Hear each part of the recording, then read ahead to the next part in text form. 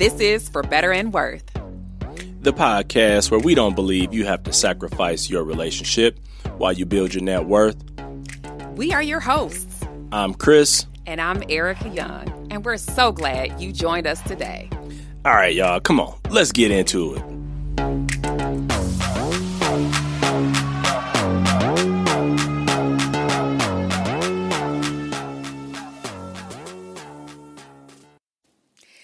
We are back. Hey, guys. How you doing out there? Yes, we are super excited to be coming back. We've got a interesting topic today based on some recent developments in our household. And I just thought, you know what? This is really good. I think this will be great for us to chat about. Look, we're trying to get into our flow here so we can keep the topics fresh and relevant so you guys can hear what's going to make a difference for you in your household, in your relationship, and everything that you do. Because here at the For Better and Worth podcast, we definitely want you guys to focus on building that net worth, building your relationship, and, you know, changing your family tree, because that's something that we are really committed to doing here.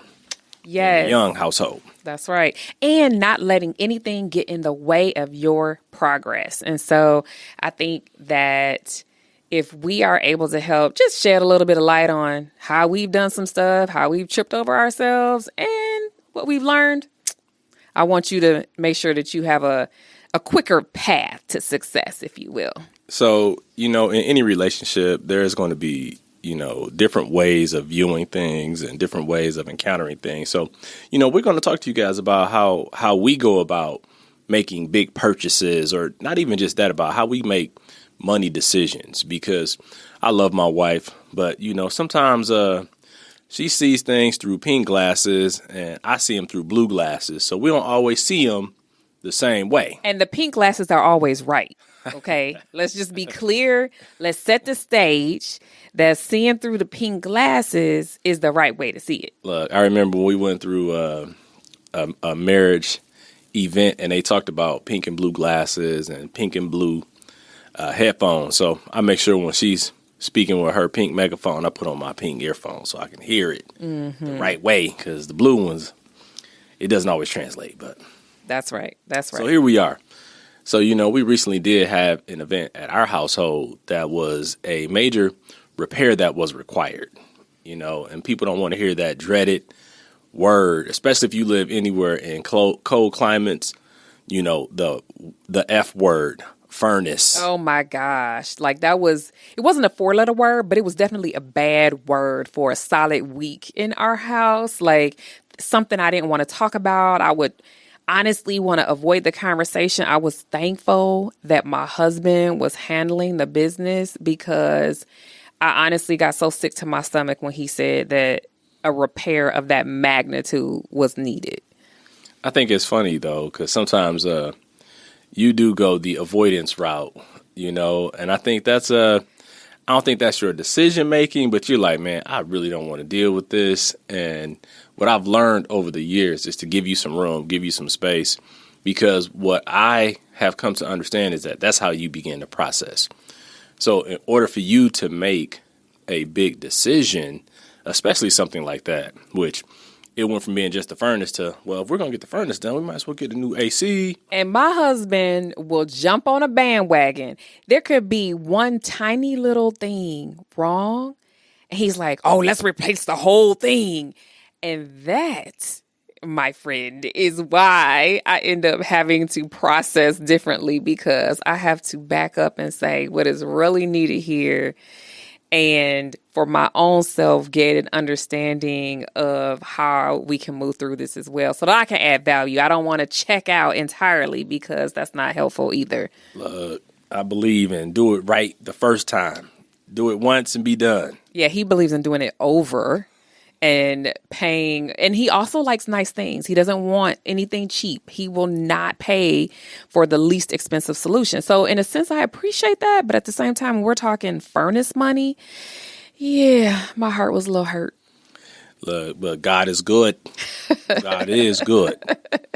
Yes. And honestly, this is why after all of these years, we have really been committed to our money so that we can actually have an emergency fund for such a time as this. I mean, honestly, we had -8-degree weather, and you do not want your heat to go out, but you notice what is going on. And so we noticed some things going on in our house. We knew that our home was old enough where it would be in the range of needing to replace something of that nature. But the truth of the matter is that in the very beginning of these conversations, when we had people coming out, I just wanted to go somewhere and hide. So let's get into it. Let's talk about it a little bit. So when we talk about big purchases and things like this in relationships, no matter where you're at, whether you're in a earlier relationship or if you are recently engaged or you're married now and you encounter things and it comes time to make those big purchases, you really have to start having a strategy on how you approach that and how you guys are going to do it. Because clearly, Ericka and I, we don't approach things the same way. But at the end of the day, we have to find some point of unity. So help me understand, when it comes to decisions, money decisions, how do you make some of those money decisions? Like, what are some of the things that you have to do in order to be comfortable in making those decisions? I need facts, right? So I need facts, not necessarily research on the best product, but I want to understand, for instance, how much life is left in this particular item. So if a car needs tires, I want to know how much time I have before tires are actually needed, so that I can continue to be safe, but also maybe I don't have to spend the money right now. So I need the facts. Is it truly broken or are we fixing it before it goes out? Things like that. And then I also need time. I sleep on nearly every purchase besides groceries. And that's the truth. And so I just, if there's something that is needed, I want to ensure that I've slept on it. I wake up and is it still needed? Is there something else that comes to mind? The other thing is I get really good ideas in the morning. I am a toddler after about 9:30, which means I need to be asleep. Don't ask me important questions. Don't have any serious conversations with me because I melt. That parts of me just are not functional after that time. So I need to sleep. And in the morning, when I walk my dog or when I just have a moment with God or when I just have a quiet moment, I'm able to think a whole lot more clearly. So I think that I need time. And I need facts in order to make good decisions. That's good because I think when you get the facts, it does help inform you. Mm-hmm. And I've learned that about you after all these years that, I get into the weeds, people. Mm-hmm. I get into the details because I do the research and I'm like, I'm going to have good, better, and best. Mm-hmm. And then, I must admit in my presentation of the facts, they typically bend towards best. Right. And there's 100 different facts. In this regard, sometimes I'm the one who needs headlines. Just give me the highlight reel versus all of the show notes or the detail or the encyclopedia because he becomes that guy. I was like, girl, you're not going to be cold another day in your life. This furnace will blow out. And I'm like, this is a lot. And then on top of that, he's like, oh, but you bundle it with the new AC and man, we're going to be set. It's like, this will have icicles forming on the windows. I've got this solar UV air scrubber that humidifier, whole home. And I tune out and I can't help with decision making because it's way too much information. Yeah, and I'm joking about it, but I never knew I was a guy that I had to do all the research, but I definitely try and do my research. Yeah. And I appreciate you saying, you have to sleep on it because when it comes to how I prefer it, I actually have to sleep on it also. I don't typically want to make a decision in that moment. And the thing about me is that, I spent so many years in sales. It's really hard to sell me on something. Mm-hmm. It's like, come on, guy. I came to the store because I already know what it is I want, the model, or I just need to maybe get some details that maybe I couldn't get online. Mm-hmm. But, I like to do that research and find out, because I do want the best value as well as the best quality, because I'm a firm believer that, do it once and do it right. Mm-hmm. And so I will tend to kind of bend the facts a little bit just to make sure they fit my scenario. To fit what he wants. But see, I think we'd all agree I'm the budget nerd. That's my forte. That's my realm. It is literally numbers flowing through my veins like that. So I'm a nerd in that way. Would you say that you are a research nerd? I guess between, my profession, I didn't know I was a science nerd. Yes.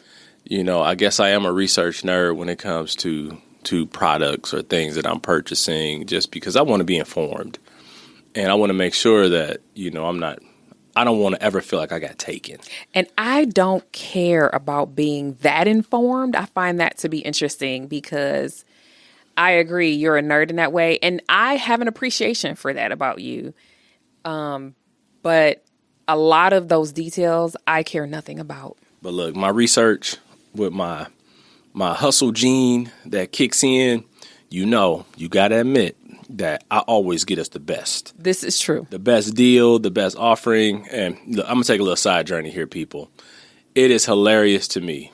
My kids, who are now, young adults, they always say, Dad, how did you get this? Or how'd you get this deal? Dad, how did you get these people to do this? Or Dad, how? I'm like, look, come to the sensei. Learn from the master. Yes. He always comes home with a deal, having saved more money than we thought was even possible. Right. And so I think, as we continue to unravel this and unpack this, there's always somebody who has car fever. There's always somebody who has house fever, or, it's always somebody who in a relationship can be the spender, or someone who, by most accounts is, the nerd who looks at the spreadsheets, and everything has to line up, per the spreadsheet. But I think you have to find that common ground, and you have to give people space. And so the thing that I want you to begin to think about as you approach how you approach your relationship with your significant other, you have to know what that person needs and give them that space. Mm-hmm. I said I bend the facts to, meet what I want. He fibs.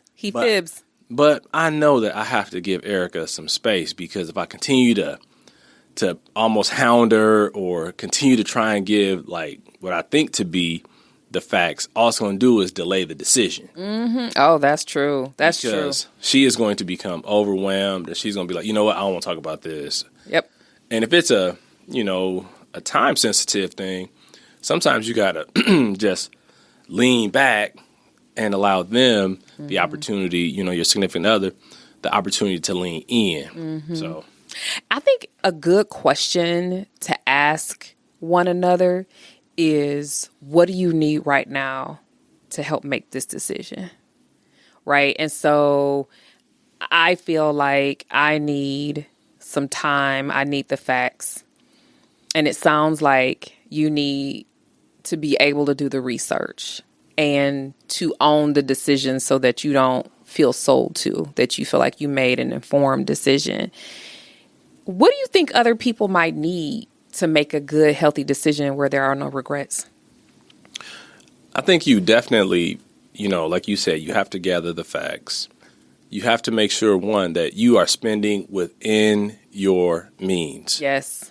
Don't go outside of, I said it in the past, don't outkick your coverage. Yes. Don't go and put yourself in a situation that is ultimately going to lead you back to a road of debt. Mm-hmm. Like, now, I want to be clear. Everything that we try to do from a purchase perspective at this point in our lives, we fuel it with cash. Mm-hmm. And so if it's outside the parameters of our emergency fund or cash that we have on hand, we'll choose not to do it. So I think for clarity's purposes, that good, better, best scenario, if you can afford good, but best is a real stretch, good is fine for now.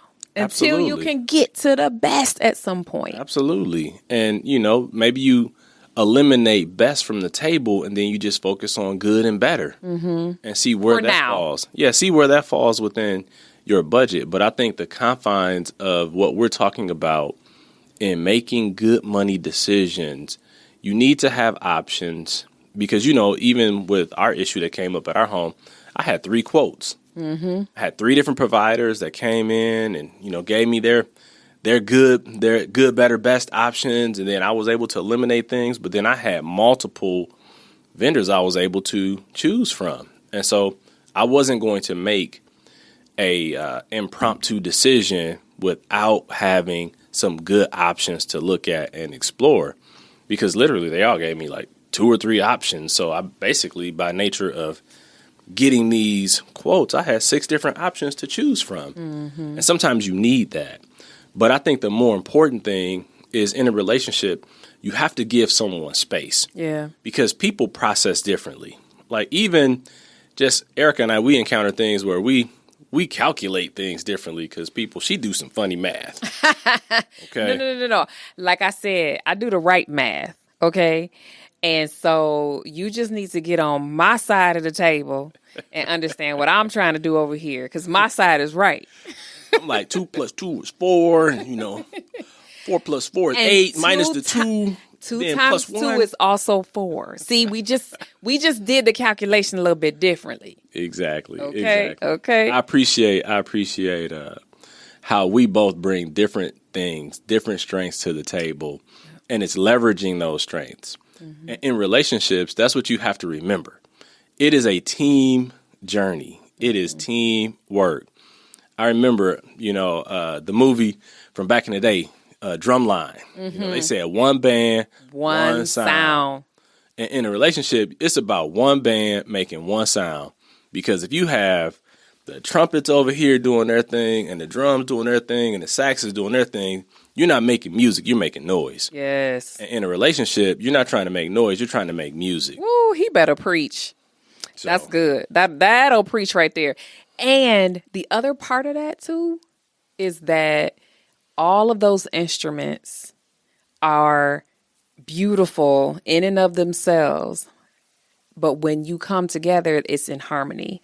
So having the appreciation for the fact that my husband does great research is awesome because clearly I'm not interested in that part. That is not my gifting. I rely a whole lot more on my gut, which is why I probably need to sleep on it and I need to wake up with fresh mind about it, and to know whether God says yes or no. Do I have a check in my heart? Those are the things that I'm looking for, in addition to his need to have the research done. And so, but they're both needed. And if one of us was off the cuff, making split-second decisions, and the other one, was uninvolved, we could make some terrible money moves and have plenty of regret.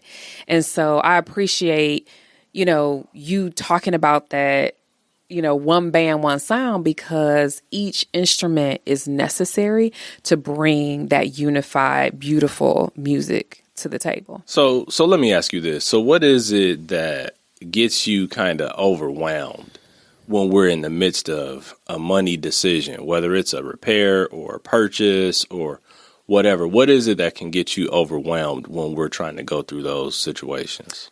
The very first thing is I don't like spending lots of money. So even when it's necessary, even when it's a car repair, even when it's, something that might even be exciting, purchasing a home or whatever, something fun like a vacation, I do not like parting with money. Sometimes people get a rush or a high when they spend money of, having something new, experiencing something new. I don't get that same rush. And so I don't like parting with money. My threshold is very low. I can have fun with about $100, about $200. Beyond that, I'm not interested in spending lots of money. I got me a good one. Yes. She saves me money all the time. I do. I have to remind him. She is not trying to spend money. I am not. So I'm the one on the sneakers app. that's right. Jordans. That's a whole nother episode. We're going to get there too. So, but yes, I just think that I have an aversion to spending money, and I have to make certain, I have to resolve in my mind that it is absolutely necessary. And especially when it is a decision that requires you to make it quickly. It's not something that we have 30 days to, and that's why I'm always like, how much life is left in this particular item that we need to replace, be it a car, be it something in the home, whatever. Because I really want to make sure that it is necessary to spend the dollars. And so that's probably the one thing that gets me overwhelmed, and then the timing. So I'm going to give you guys a little nugget here, and you can apply this to your life, your situation. And because I know that that's what overwhelms her, I try to be aware of what's going on, with our vehicles or, things in the house. I try to be pretty good about maintenance, routine maintenance, things like that. But I also try to give Ericka time over the course of time. Mm-hmm. I start planting seeds. He does. If there's something that I know is going to be a big purchase that we have to either, budget for, or we're going to have to, tap into some savings or something like that, I will actually begin to plant the seeds early because I know it's going to take some time to get her fully on board sometimes. And I don't think that as manipulation or anything like that. I'm trying to work within the confines of how she makes decisions. And it's preparation. Yep. It's preparation, especially when that's not where my thought process is. So that overwhelm definitely can come if he's like, we got to make this decision and we got to make it right now. That is overwhelming for me. I have definitely become a very good planner in that regard because, thanks, hon. Well, it's important. We're talking about building wealth. We're talking about, people not allowing debt to be the thing that trips them up. And we want people to continue to build their relationships. Mm-hmm. And so in building a relationship, I know you. Mm-hmm. And because I know you, I want to make sure I put you in the best situation to help me make good, solid decisions. Yes. Because God called you to be a helpmeet. Mm-hmm. And so if I want you to be a good helpmeet, then I've got to make sure I'm putting you in the right position. So as a husband, as a leader, it forces me to step back and say, okay, how do I help bring her along in this journey? So one, she's not overwhelmed, but she adds her gifts to the decision-making process. That's right. And so I feel like that's what I have to do as a husband to help successfully navigate some of the waters that we have to go through. So yeah, and the roles can be reversed. You just need to know your partner and understand how they operate, how they maneuver through life, and knowing that and being sensitive to that and being careful with that as you're making these bigger decisions is a huge part of it. So I'm curious, do you feel like in money decisions, there are any that you regret? Oh my goodness. I think there are two things I always go back to that financially are the biggest regrets that I've ever had. And I won't get too deep into those, but I'm going to give you a simple thing. We've been in our home and, we've owned several homes in several places, and I rented something that I should have just bought. And I rented it for a period of time where the cost has exceeded the original purchase price. It's because the previous owner rented this thing as well. Right. And so I still kick myself about this because I'm like, well, why did I rent this? I don't rent anything. I buy it, I'm gonna own it. But I would say there's been, some things I just, as a husband, as someone who has to make decisions sometimes for our household, I just have made the decision that if I make a good one or a bad one, I'm gonna live with it. Mm-hmm. And once the money is gone, I have decided that I'm not going to focus on it anymore. Yeah. I'm going to focus on rebuilding, replenishing. And that's how I work. And not everyone has the luxury or the liberty to do that. But I don't care if it's $100 or $10,000. Once I spent the money, I'm like, okay, it's gone. And I think the other thing that people tend to forget is that you can make a decision, move forward, and then make a whole new decision.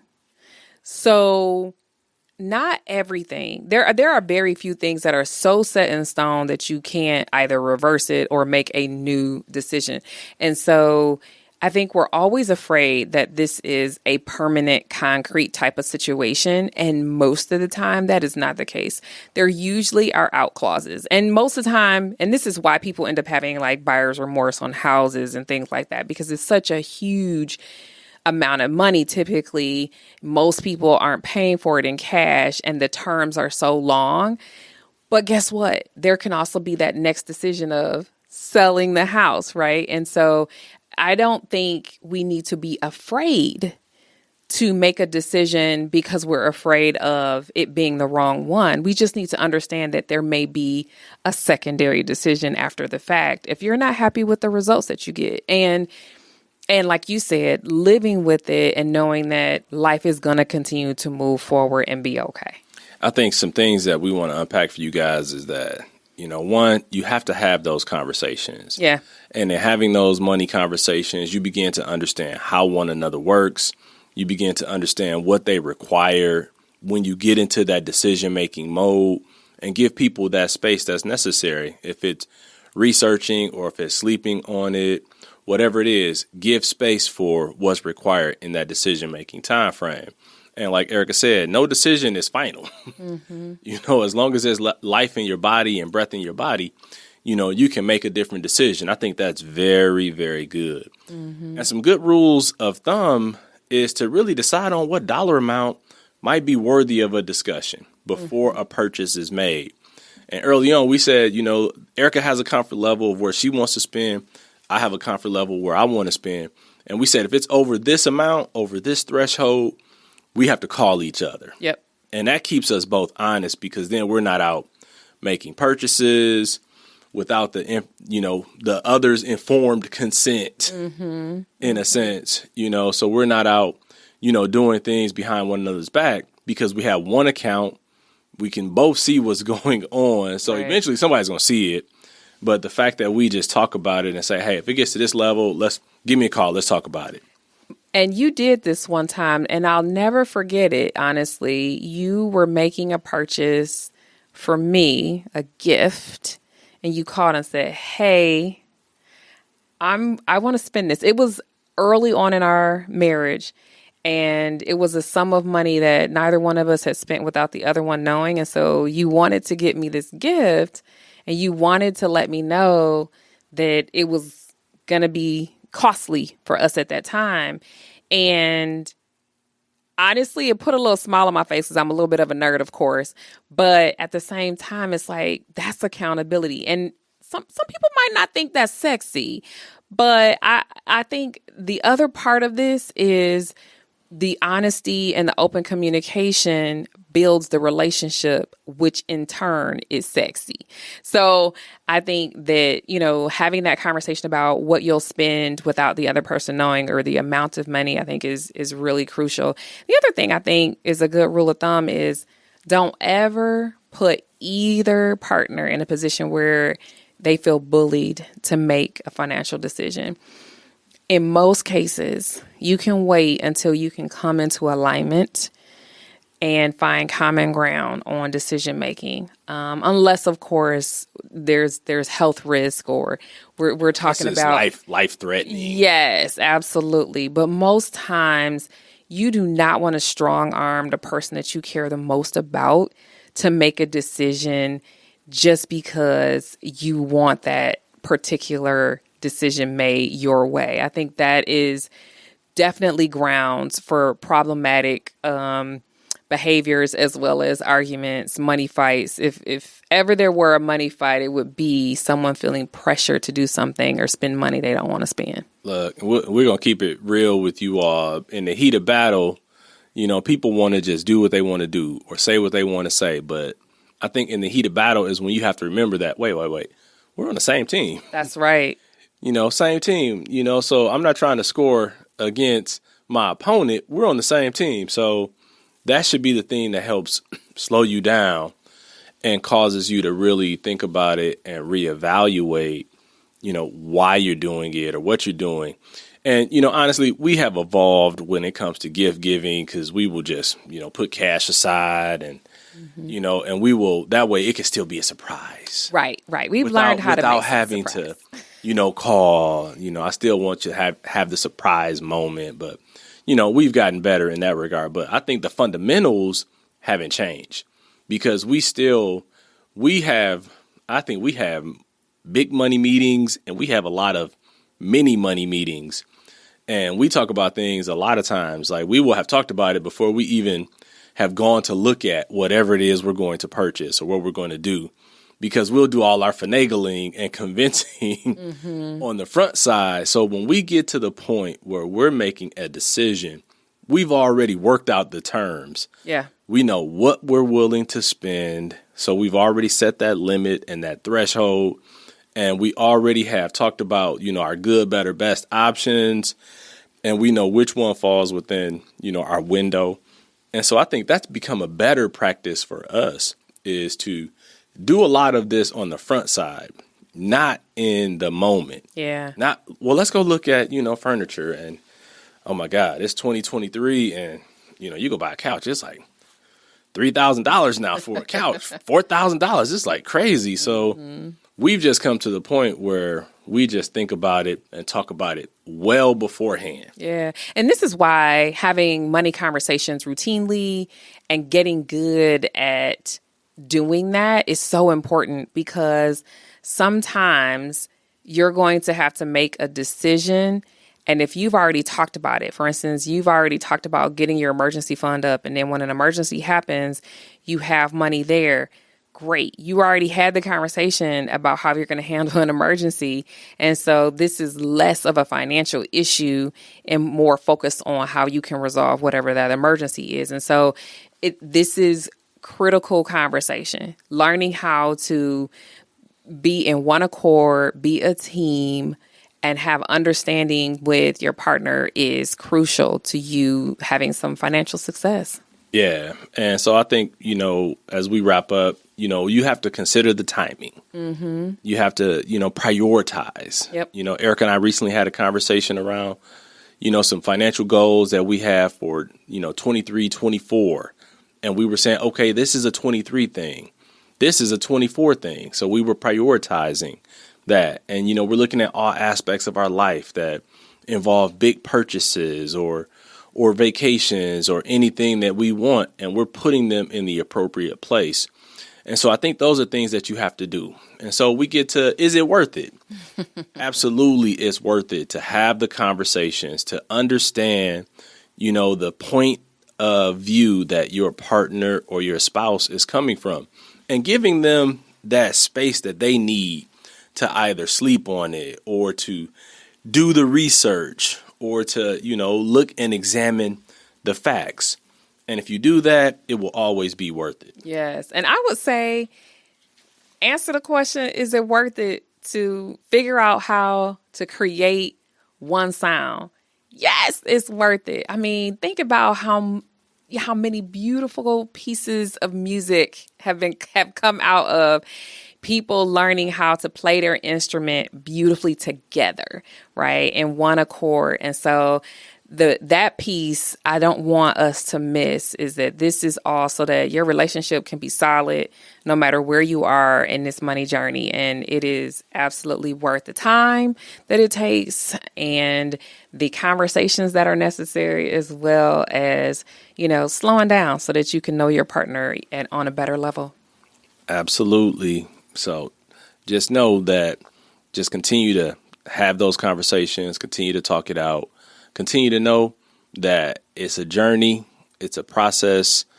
No one ever finally reaches the finish line. We're continuing to work this thing together. So we appreciate you guys for tuning in, and we have much, much more to come. And we're looking forward to sharing more insights, more of our experiences, and how we do life.